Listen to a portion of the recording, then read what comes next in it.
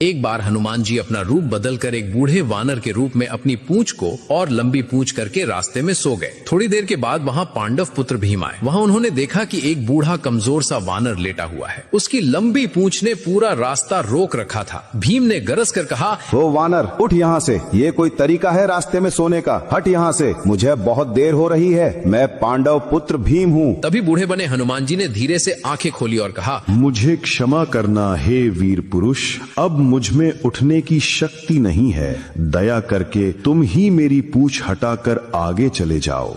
यह सुनकर भीम ने कहा, मैं तो आसानी से पहाड़ तक उठा सकता हूँ, तो फिर तुम्हारी ये पूंछ क्या चीज है? इस पूंछ को हटाने में मुझे क्षण भी नहीं लगेगा। और तभी भीम ने एक हाथ से पूंछ को पकड़ी, लेकिन हिली तक नहीं। फिर अपने दोनों हाथों से पूरी ताकत लगा दी, फिर भी पूंछ हिली तक नहीं। फिर शरीर का पूरा बल लगा दिया, लेकिन पूंछ टस से मस नहीं हुई। उनका चेहरा पसीने से भीग गया और भीम का घमंड पल भर में चूर चूर हो गया। अब भीम समझ गए कि ये कोई साधारण वानर नहीं। वे हाथ जोड़कर बोले, है महाबलशाली, मुझे क्षमा करें। आप कौन हैं? कृपया करके अपना असली रूप दिखाओ। तब हनुमान जी मुस्कुराए और अपने विशाल असली रूप में प्रकट हुए। उन्होंने कहा, मैं तुम्हारा बड़ा भाई हनुमान हूँ, मुझे पहचाना नहीं? हम दोनों ही पवन देव के पुत्र हैं। यह सुनते ही भीम भाव विभोर हो गए और हनुमान जी के चरणों में गिर पड़े। हनुमान जी ने भीम को गले लगाया और समझाया कि अपनी शक्ति और बल का उपयोग केवल धर्म के लिए करो, अहंकार के लिए नहीं। तभी वहाँ हनुमान जी ने गदा दी और कहा, जब भी तुम युद्ध में थक जाओ तब ये गदा का प्रयोग करना। भीम जब वापस लौटे